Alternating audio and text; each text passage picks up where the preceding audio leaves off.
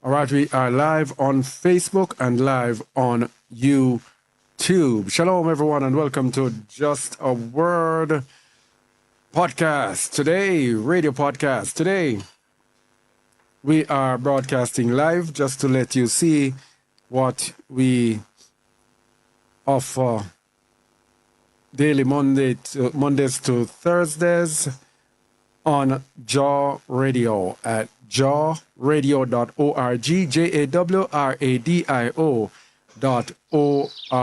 your 24/7 online station of the awakening, awakening the nations with truth.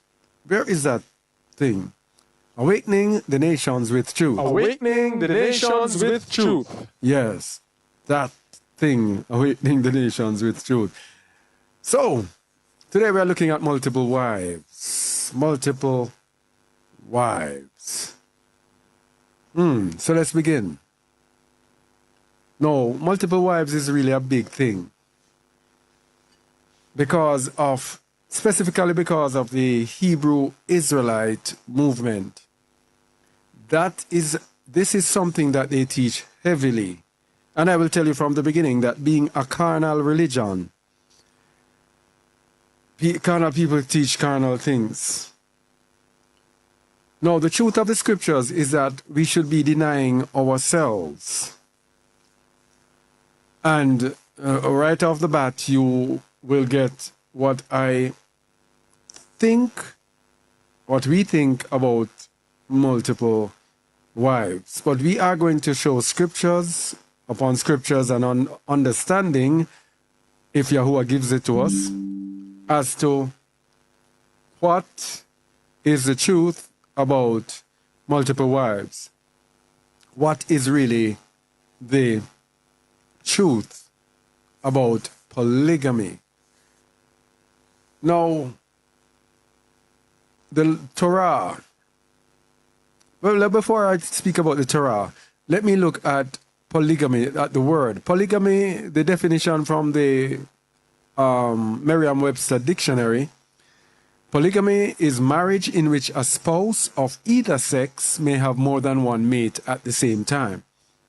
So our Hebrew Israelite brothers would prefer the word polygyny because according to our belief,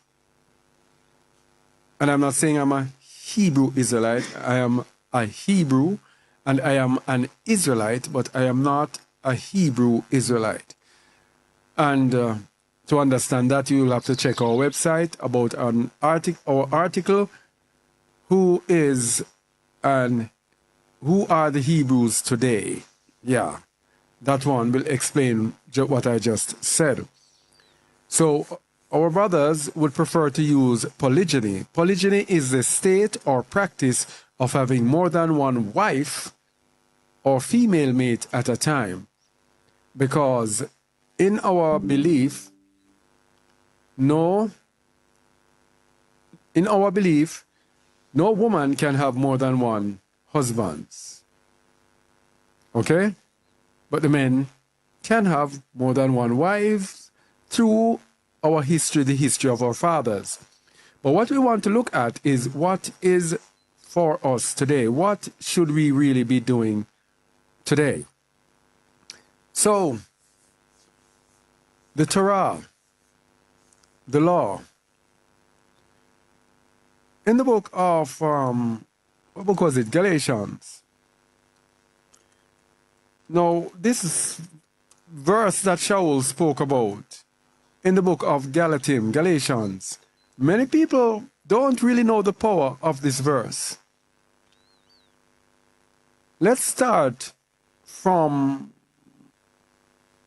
verse 22. But the scripture I forgot that you were here.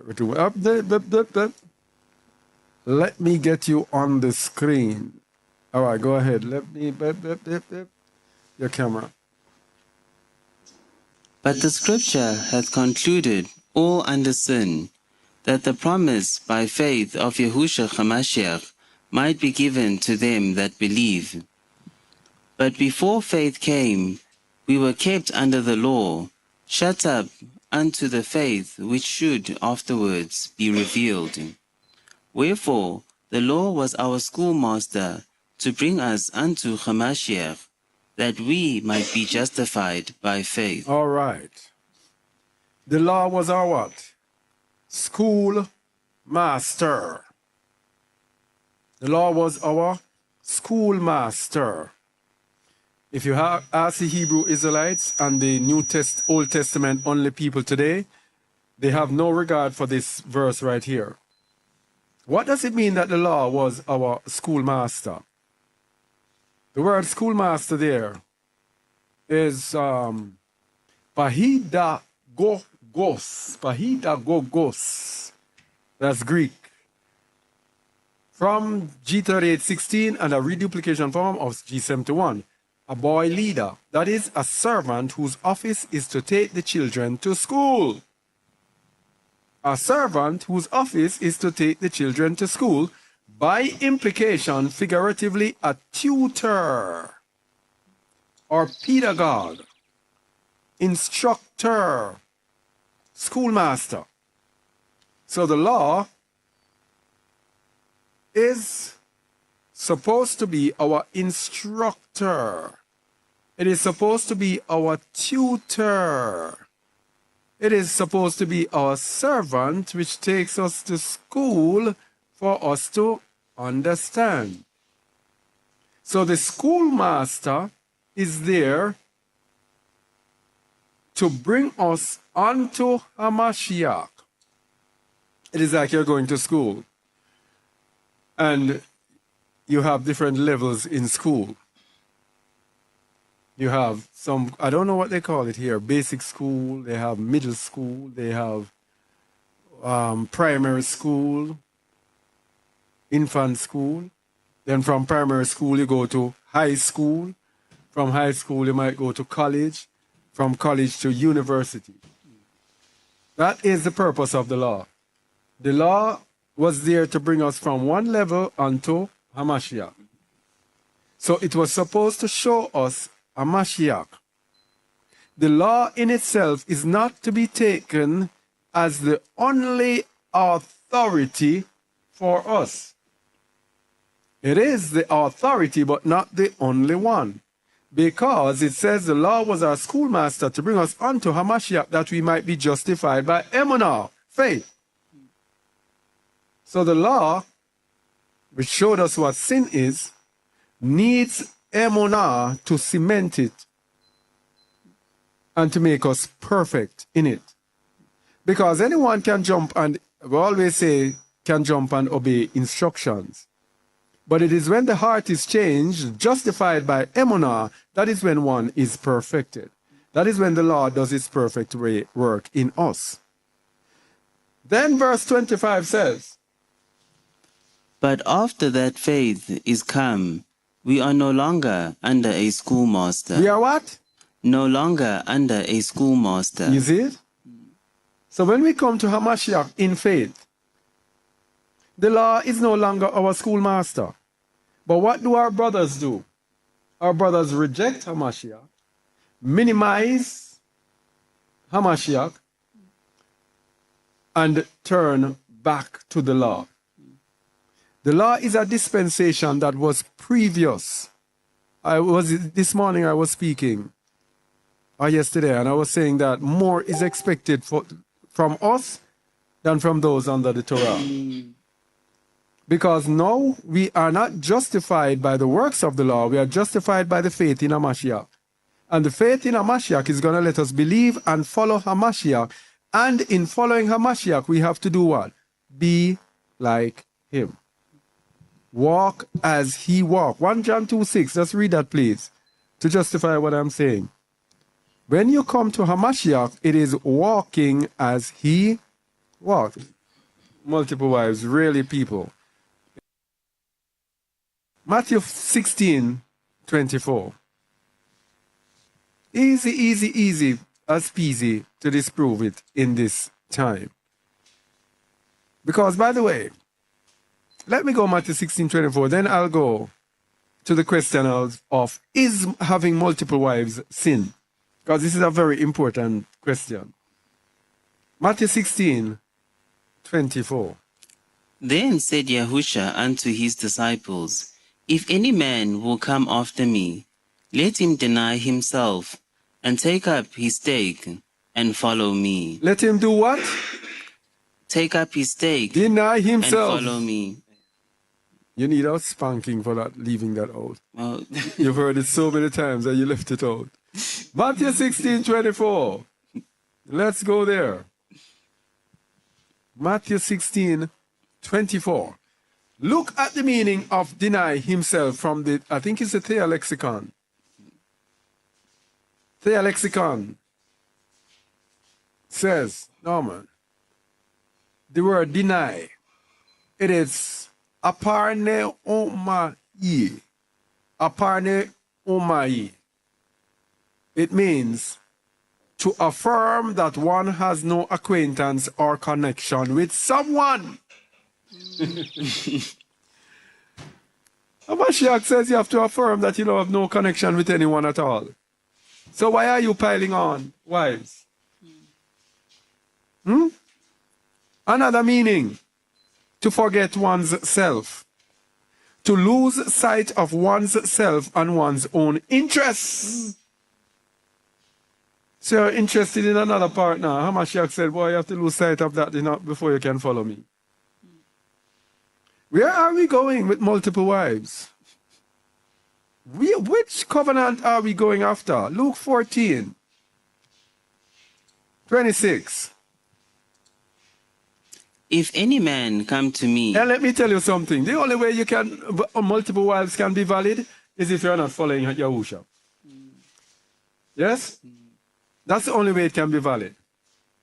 And if you're not following Yahusha, you don't have any salvation. So it's done. It's a done deal. Luke 14:26, please.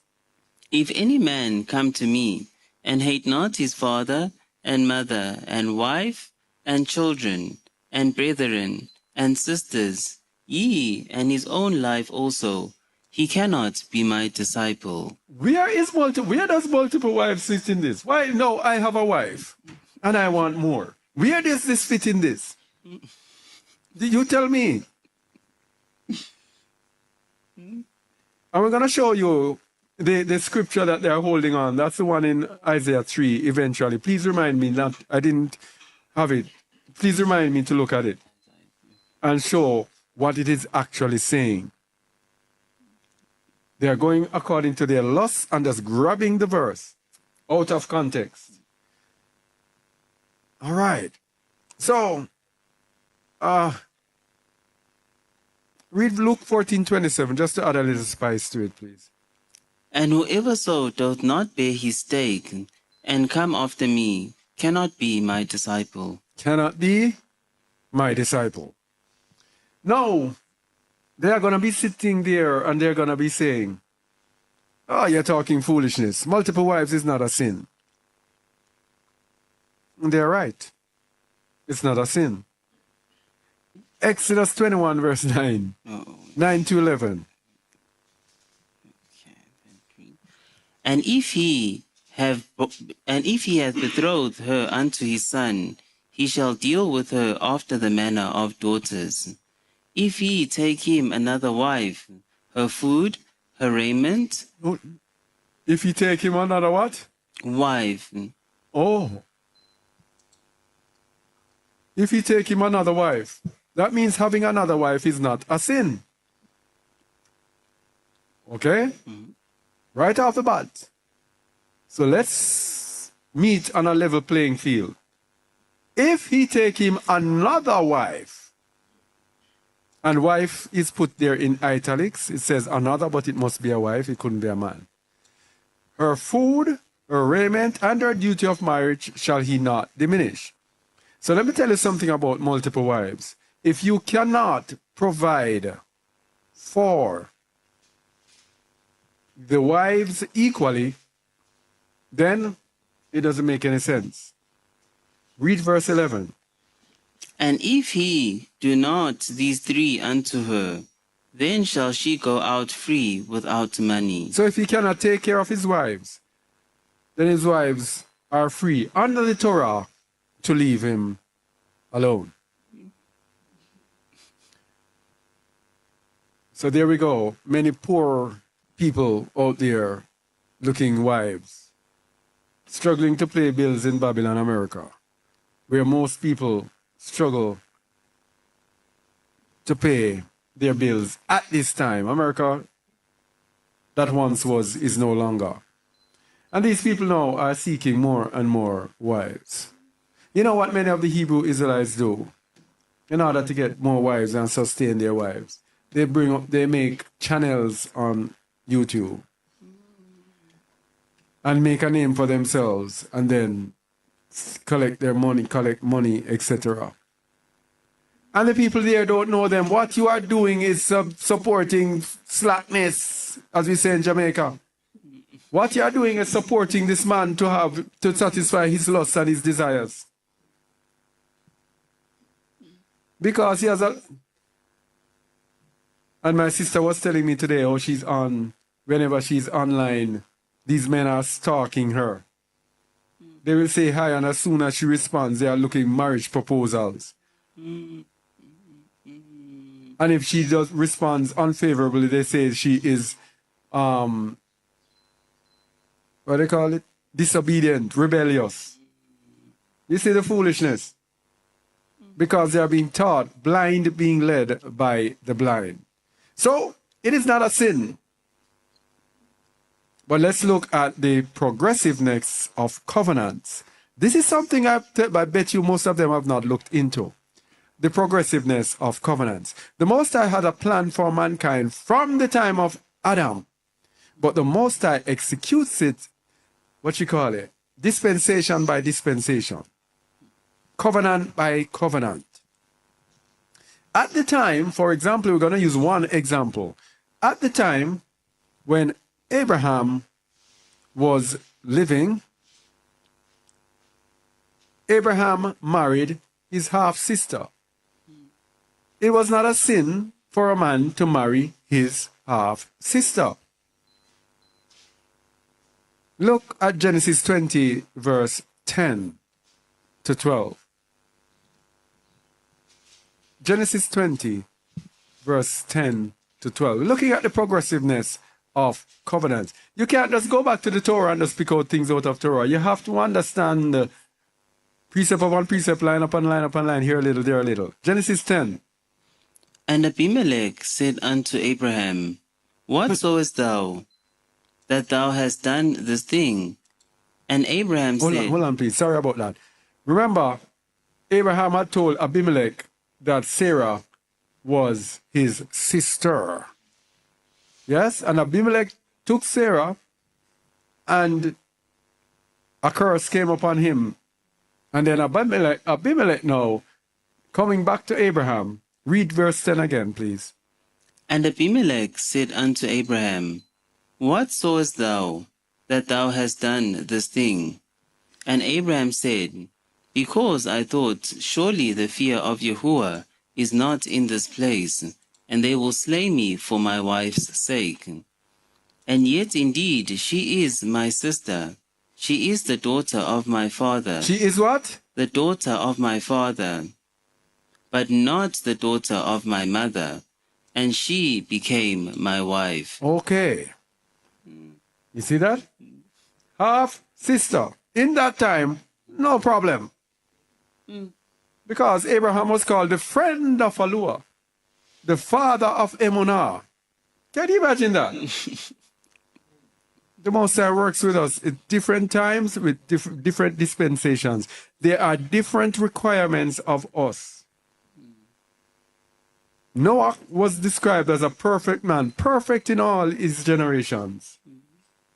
Yet still Noah got drunk and even got people in problem. I don't know if it got people in problem or people just put themselves in problem. Canaan put himself in problem and caused a curse on his generation. Now, if we were to get drunk as Noah in this time, woe be unto us. Yes? Different times. So, Abraham married his sister. But under the Torah, Leviticus 20, verse 17. What if someone marries their half sister? And if a man shall take his sister, his father's daughter, or his mother's daughter, and see her nakedness, and she see his nakedness, it is a wicked thing, and they shall be cut off in the sight of their people. He hath uncovered his sister's nakedness, he shall bear his iniquity. You see that? The progressiveness of covenants. Every covenant, there is a more kadosh requirement. Under the Noahide law, it required more than under Abraham. No, Noah was before Abraham. Before, more than the law. Sorry about that. The law required more than the Noahide law. Sorry. Straighten out the brain. And our time today has higher requirements than the Torah. We're going to show you. So, Abraham was good, but by the time it reached the Torah, it was a curse. Deuteronomy 27, verse 22. It was a curse to be with your sister under the Torah. And Yahuwah, thy allure. Deuteronomy 27, 22, sorry. Oh, 27. Cursed be he that lieth with his sister, the daughter of his father, or the daughter of his mother, and all the people shall say, so let it be. You see it? Curse. Abraham, it was good. By the time it's Torah, it's a curse. This multiple wives thing, you have to dig deep to get understanding, to really see the foolishness that it is for us as believers. Foolishness. Because, remember, Abraham sinned. When Abraham sinned, the Most High gave us what's wrong with my brain today? When Adam sinned, the Most High gave us the second Adam to bring us back to the righteousness that was in the first Adam before he sinned. That's the whole principle. So, in the beginning, it was perfect. Remember when the Most High made the world, he said, it is very good. It was perfect. Then he saw the man and said, hey, this man needs a woman. And he gave Adam a woman. And what was said in the beginning, let's go to Genesis 2:23. What was the plan from the beginning? Multiple wives for men, or what? And Adam said, this is now bone of my bone, and flesh of my flesh. She shall be called woman, because she was taken out of man. She shall be called woman, because she was taken out of man. And verse 24 says, Therefore shall a man leave his father and his mother, and shall cleave unto his wife, and they shall be one flesh. They shall be one flesh. One. His wife, not his wives. His wife. And they shall be one flesh. Now, Hamashiach repeated it, and Hamashiach said a couple words there that made it even more compelling. Matthew 19, verse 3. Oh, I'm sorry, I didn't change this from Genesis 2, was it? 23 to 24. Sorry about that. All right, so let's go to Matthew 19, start of verse 3. Matthew 19, verse 3. The Pharisees also came unto him, tempting him, and saying unto him, Is it lawful for a man to put away his wife for every cause?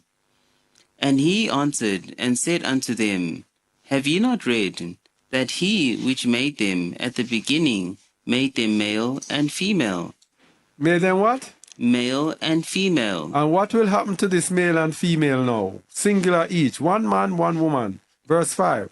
And said, For this cause shall a man leave father and mother, and shall cleave to his wife, and they twain shall be one flesh. And they what? Twain. That word twain there is Old English. What does it mean? G41:17. Twain, it's duo, and that already lets the cat out of the bag. Duo, a singing duo is two people. Duo, numeral 2, both, twain, two, not 3, or 4, or 5, or 6, or 7, or 8, that most of you lustful Hebrews are going after at this time. They two shall be made one single dege flesh.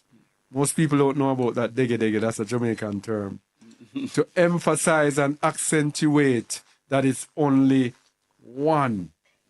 When they say one dege, that means nothing more, nothing less. Exactly one. Yes? One man, one woman. And in verse 6, he went on to say, Wherefore they are no more twain, but one flesh. What therefore Yahuwah hath joined together, let no man put asunder. They are no more two, but one. So where does 3 come into that 2? No. It doesn't work. Verse 7. They said unto him, Why did Moshe then command to give us a writing of divorcement, and to put her away? He said unto them, Moshe, because of the hardness of your hearts. Okay. The hardness of your hearts. You're so stubborn and so lustful and so determined that you have to have another partner. You can't live without them. And if we know how Yahuwah works, as long as you want something that the Most High is telling you that you are not to have, He is going to let you get it, and it's going to choke you. That is why, if you look at the history of multiple wives, we have had choking. Even where there were concubines, there were problems. Abraham had concubines. Problem. They had to send Ishmael away. Yes? Who was next? Esau had multiple wives. Problems. Esau went and lusted after who he must not lust after, and piled on wives from strange nations, Canaanites. Who again? No, don't mention that one. Don't mention that one there. Shulimar or Solomon, multiple wives and problems. No. Jacob, I don't know if Jacob had much problems though. Because the concept of concubines, separate from wives. Concubines are like servants, like slaves, like a decent sex slave, really. Really. Because the concubine does not have any right. Even the wife will give the concubine to the husband. So there's no emotion involved. It's just something like, I don't know. So those women were just used to bring forth children. And we know David with his lusts, going after Uriah's wife, as the Bible continued to call her Uriah's wife, even after David had her. The Most High did not even honor it. The Most High said, Uriah's wife. Yeah. Even after Uriah died. Yes. So, because of the hardness of your hearts. Verse 9. And I say unto you, whosoever shall put away his wife, except it be for fornication, and shall marry another, committeth adultery. And whoso marrieth her which is put away doth commit adultery. Yes, in this verse, look at this verse very carefully. Whosoever shall put away his wife and shall marry another committed adultery. That means you minus a wife. You're going to add another one because it was only one. So when you add another one, it says you have committed adultery. That means you cannot marry another one. Yes? That means you will have to stay without a partner. So where does multiple wives come into this? No, I don't know. You know, but verse 10 now. His disciples say unto him, If the case of the man be so with his wife, is it not good to marry? It is not good to marry. Not a question. It is It's a not good statement. to marry. It is not good to marry. Because they're actually saying, if you are stuck with this one woman, it's better you don't get married. That means there was no multiple wives thingy. And it is very significant that it is only a few men in the scripture are actually said to have multiple wives. It was not a real thingy, as far as I see. Verse 12. For there are some eunuchs which were so born from their mother's womb, and there are some eunuchs which were made eunuchs of men, and they be eunuchs which have made themselves eunuchs for the kingdom of heaven's sake. He that is able to receive it, let him receive it. Eunuch is someone who has no sexual partner. And he says there are some which have made themselves eunuch for the kingdom of heaven's sake. So not even one wife, some people, for the sake of the kingdom of heaven, not even one wife some people will take. So where are you going with multiple wives? Now the apostle Shaul, and you know, they don't like Shaul. There are some Hebrew Israelites who tell you, point blank, Shaul is a false apostle. Some of them say Shaul, many of the things that Shaul said, he said it of his own. Which indeed he did say it, especially in this 1 Corinthians. But he spoke by permission, which is permission of Ruach HaKadosh. So he tells you plainly, I am speaking this under inspiration of Ruach HaKadosh. It is not in the Torah, but the Ruach has led me to understand this. So Shaul in 1 Corinthians 7, you know, we're going to do 1 Corinthians 7. You know, before we go there, let's give a little, let's just say a little thingy here. Let's just play a jingle. And we get a drink of water. Is it the truth you are searching for? Look no further, but just a word. Are you searching for his word? Are you looking for the truth? Are you seeking for his love? Are you ready to give up? Oh, are you giving up on the world? Are you seeking for his ways? Don't look nowhere but to just the word.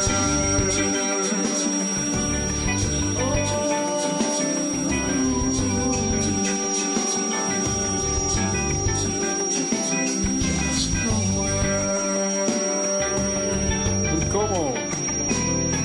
Awakening the nations.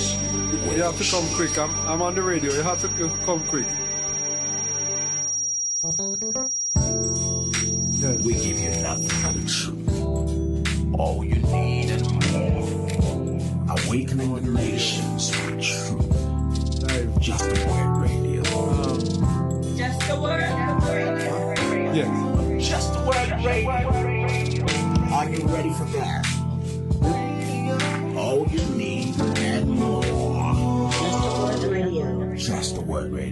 Awakening the nations. Okay. 1 Corinthians chapter 7. And we'll start at verse 1. Let me get the Bible up. 1 Corinthians 7 verse 1.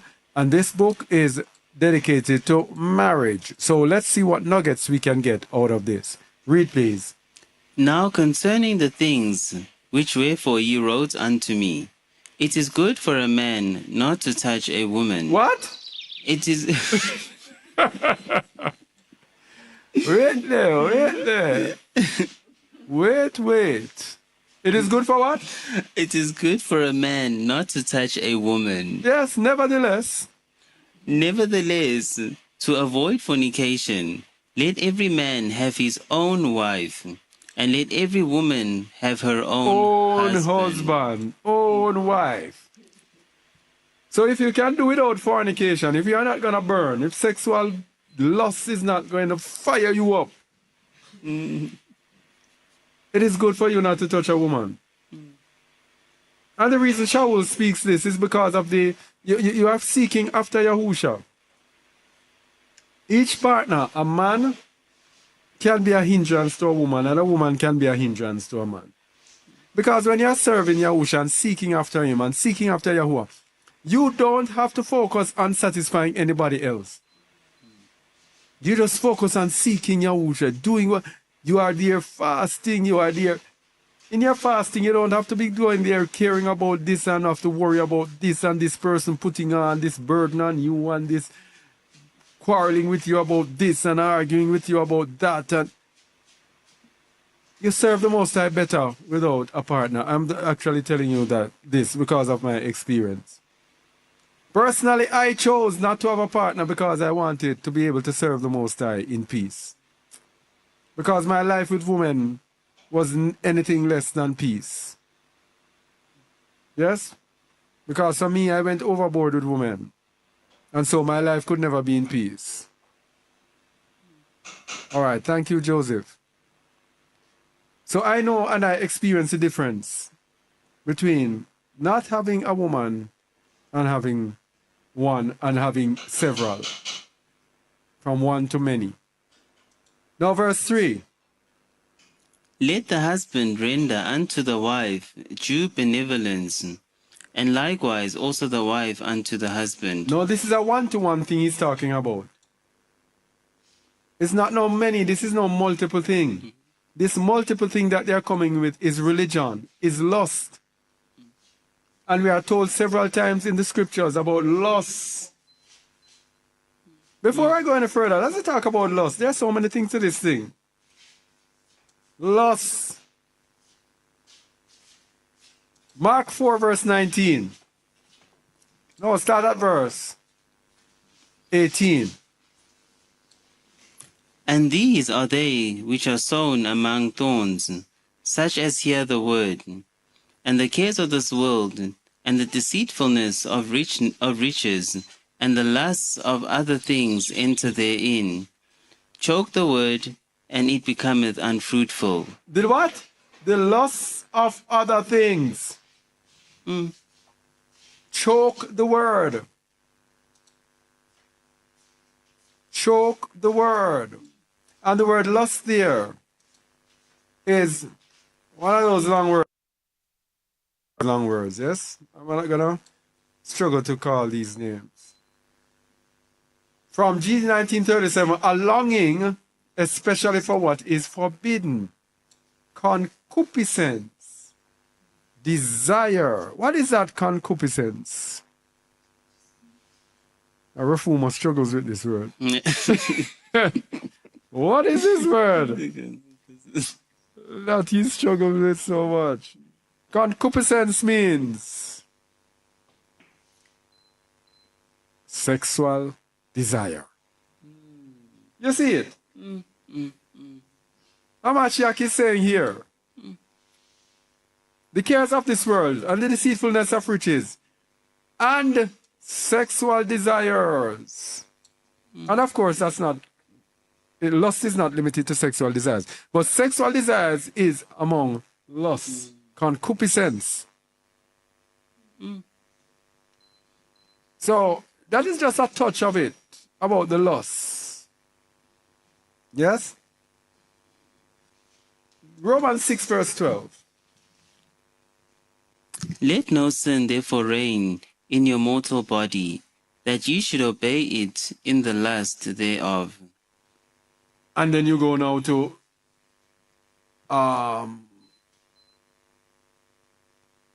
Romans 6:12. Did I just? Yes, that's the one you just read now. All right. Let not sin reign in your mortal body, that you should obey it in the lust thereof. Lust is what causes you. Verse 13:14. No, now let us go. Galatians 5:24. And they that are Hamashiachs have crucified the flesh with the affections and lusts. Have crucified the flesh with the affections and lusts. Because lust is what brings you to sin.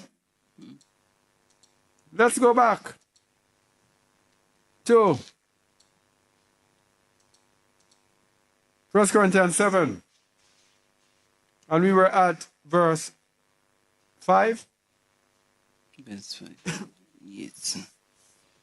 Defraud ye not one the other, except it be with consent for a time, that ye may give yourselves to fasting and prayer, and come together again, that Satan tempt you not for your incontinency. Incontinency. So, incontinence is when you cannot control your sexual desires. Yeah? Incontinence is lack of self-control. So you cannot control your self-desires. So you don't let the other person burn. That's what he's saying. Yeah? But make sure that you don't let your spiritual life suffer. Then verse 6 he says, But I speak this by permission, and not of commandment. so this is one of the things that they use against Shaul and say, oh, Shaul is speaking his own thing. This is common sense. You cannot have a wife and a husband, and both of them are just living totally separate apart. One of them is burning and the other one doesn't care. Yes? And he says, that Satan tempt you not. So this person is so burning and the other partner is not fulfilling their role as a partner. That person might start lusting after other people. You see it? Satan tempt you. This is what Shaul is saying. Read verse 7.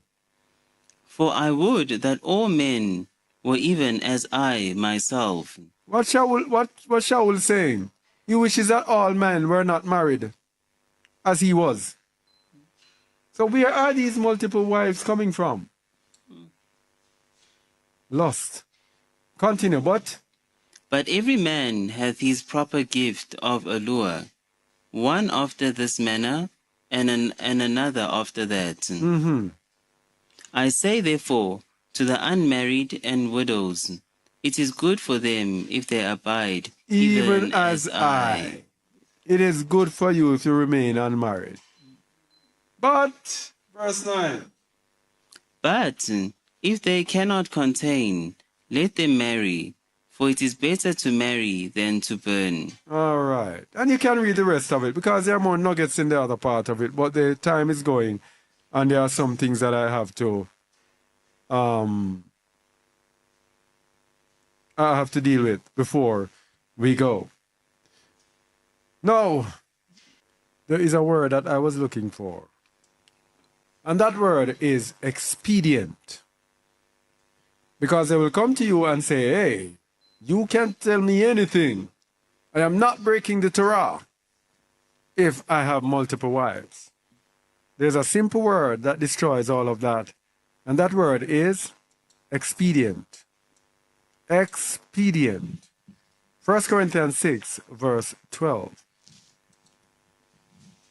All things are lawful unto me, but all things are not expedient. All things are lawful for me, but I will not be brought under the power of any. All right. That word expedient there, let me look at the meaning here. There are many meanings in the Bible. Let me just lay it on. Too many. Oh, yes. To bear together, contribute. That is to collect or figuratively to conduce.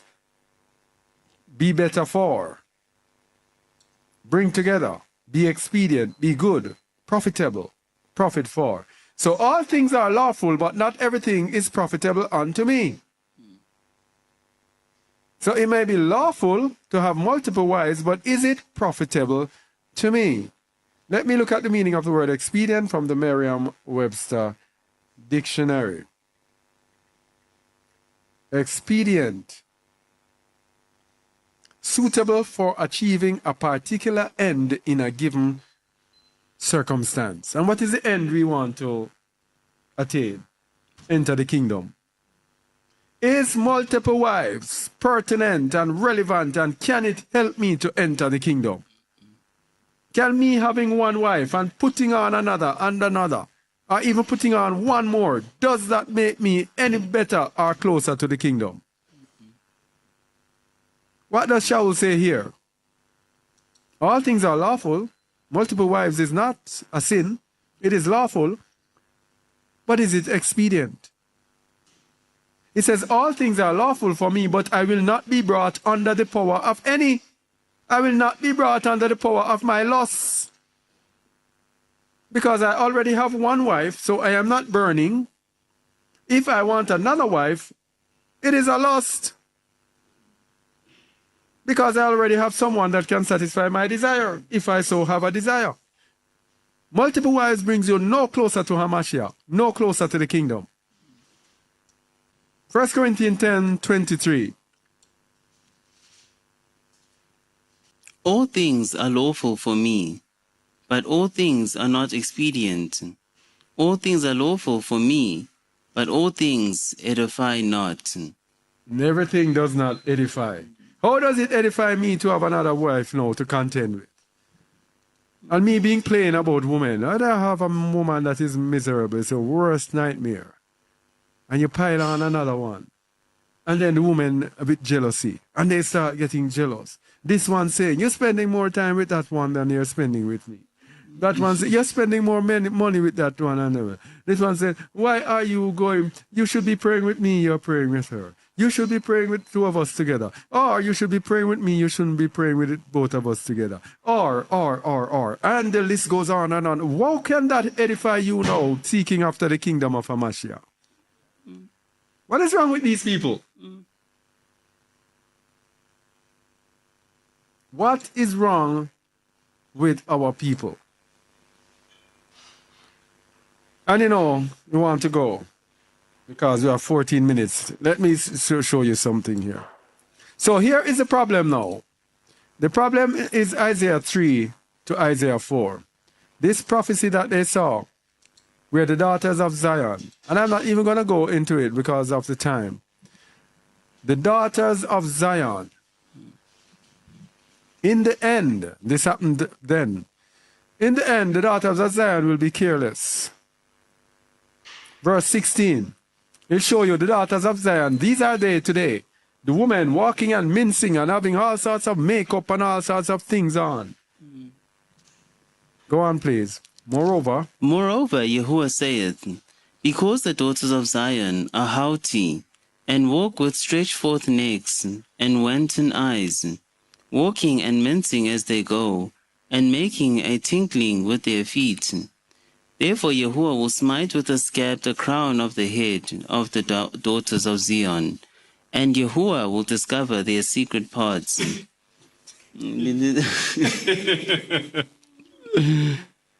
that discover here means, what do you call it? Uncover. Yes? So that is why the women walk naked, half naked today. If you go to a Jamaican dance hall, disgusting and despicable. The woman will go to the dance hall in bathing suits. Attires that look like bathing suits. It's like who exposes themselves more. They go in panties. Yes? I remember a few years ago, they had a style where the vagina was printed out in the shorts. And they call the shorts, the Jamaican term for it, vagina printer. So the women prided themselves in walking around with their vagina buffed up, and the more it buffed up and everything, the more the men get excited and the more the women feel good. You see? These are all things who are discovering their secret parts. And then in Jamaica again, you had a shorts, they called it, a few years ago. I don't know what's happening. I came out of sin a long time. They call it Batty Rider. Batty means buttocks. And the rider means it's cut, so the buttocks is exposed out of it. And that is the style that the young girls used to walk in. Yes? So, this is what the Most High is talking about. And the men of these women were happy to see the woman walking that way. And I know from experience because I was one of them. Read verse 19 of Isaiah 3. The chains and the bracelets and the mufflers, the bonnets and the ornaments of the legs, and the headbands and the tablets and the earrings, the rings and nose jewels, the changeable suits of apparel, and the mantles and the wimples, and the crisping pins, the glasses and the fine linen, and the hoods and the veils.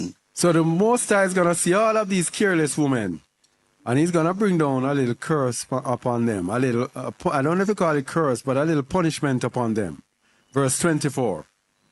And it shall come to pass that instead of sweet smell they shall be stink, and instead of a girdle a rent, and instead of well-set hair boldness, or instead of well-set hair boldness, and instead of stomacher a girding of sackcloth, and burning instead of beauty. How many of our women have had their hair falling out? We have seen with their hair falling out. And with bald heads and all of that. How many? I know the people from the other nations. I don't see people from the other nations getting these things like our people. But guess what? That comes with it. In verse 25. Thy men shall fall by the sword, and thy mighty in the war. So the careless men, like I was, who love to see the woman in all of these half-naked things, and even their women exposed and have all of these foolishness. The Most High says they shall fall by the sword. So in the end time, the Most High is going to have mercy upon the woman. Their husbands, their careless husbands who allow them to be like this are going to die. The women are going to be afflicted because of it. And verse 26 says, And her gates shall lament and mourn, and she being desolate shall sit upon the ground. that was Jerusalem. But guess what is going to happen after? And this is where they don't make the connection. Chapter 3 goes into chapter 4. You have to understand what happens in chapter 3 before you go to chapter 4. So the woman, their men shall die by the sword. It does not say the woman shall die by the sword. Yes? What the Most High is going to do in the end, the Most High is going to leave these women, let their men die, and leave these women to the righteous men. Let's go to Isaiah chapter 4. And in that day 7 women shall take hold of one man. Wait. Is it the man going around on Facebook looking at a woman and saying, are you covered? You are single. You need a covering. Is it the men? No, it's the woman that's going to be looking the men. Because the women are now going to understand what it takes for them to have salvation, which I've always been preaching, that salvation for a woman is in subjection. And here it is right here. The woman was not in subjection. Doing everything, walking, crisping, the woman was all that. But they are going to realize that it is subjection to a righteous man. That is the way to salvation. Read verse 4, please. And in that day 7 women shall take hold of one man, saying, We will eat our own bread, and wear our own apparel. Only let us be called by thy name, to take away our reproach. To do what? To take away our reproach. To take away our reproach. We are not going to want anything from you. And that word reproach is kerpa, which means rebuke, shame, disgrace.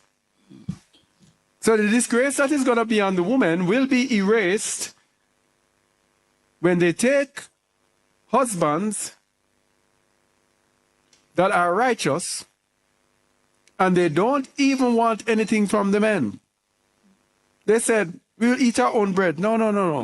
And wear our own apparel. You don't have to buy anything for us. Not even food. Just let us be called by your name.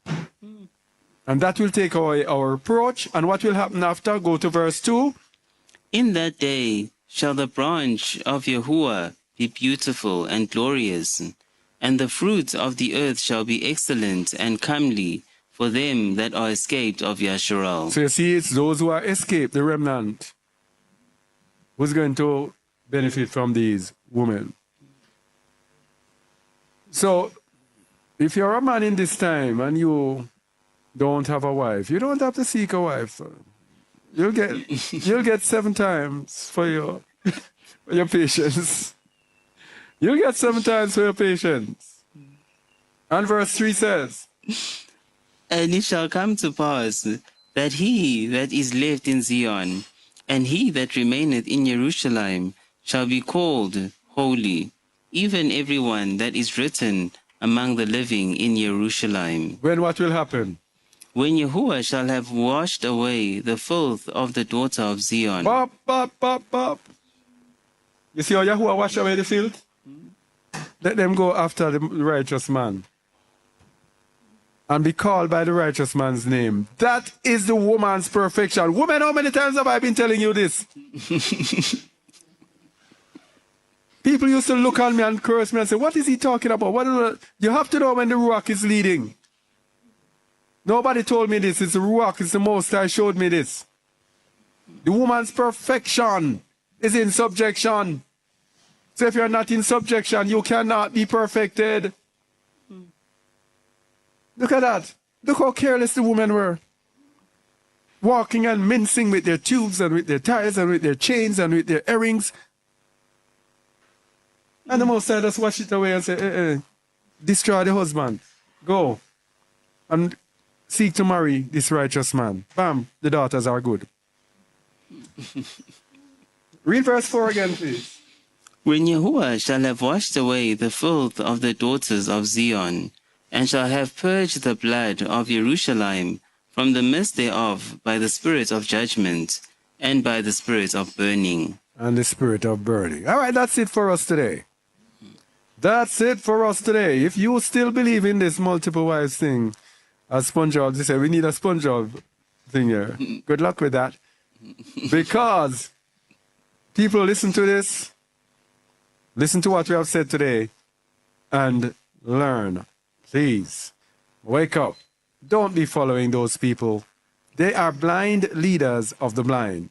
And what the word say, if the blind lead the blind, both shall fall into a ditch. Do not let the blind fool you.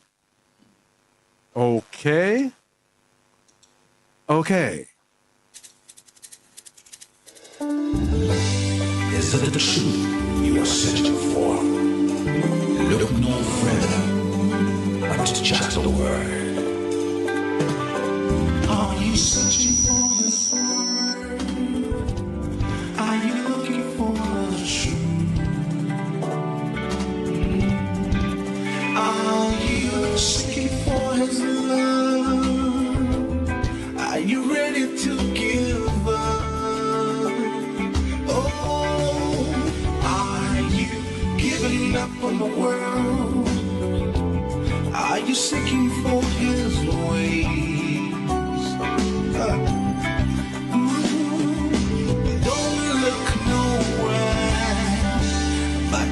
just a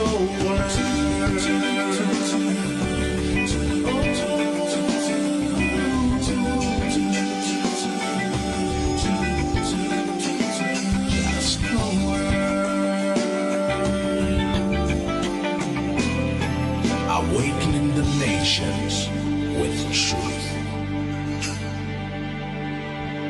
All right, want to thank you for being here with us on Jaw Radio. Only hope this was edifying to you. If you were thinking of another wife, please, I only hope that you have now retracted from that and your mind is going to be more focused on Yahushua HaMashiach, on seeking how to be like him, how to walk as he walked, to walk in his image and his likeness, because that is the way for us into the kingdom of HaMashiach.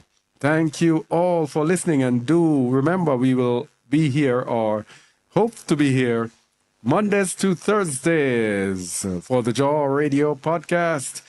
And each day we will look at different things, and we will be seeking out. If you want to be a guest on our podcast, if you're listening and want to be a guest on our podcast, please contact me through one of our websites, justtheword.org or jawradio.org. You can check the contact page and contact us there. Let us know, and we will get in contact with you, and we will see how we set up a date for you. If you have something to say, if you want to be on, if you have something to share, if you have some testimony, whatever it is, if you think, as long as you think that it will edify others, we are open. All right? And of course, we are not open for people to come and argue with us and debate. We don't do debates, people. We don't do debates. We speak what is laid on our hearts. Those who are to hear will hear. So thank you for being here with us.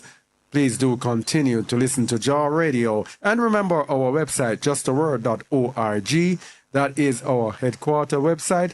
That is where we have most of our teachings. And if you want something, you're searching for insights on something, you can go there and search in the search engine. All right? Thank you for listening once again. Shalom.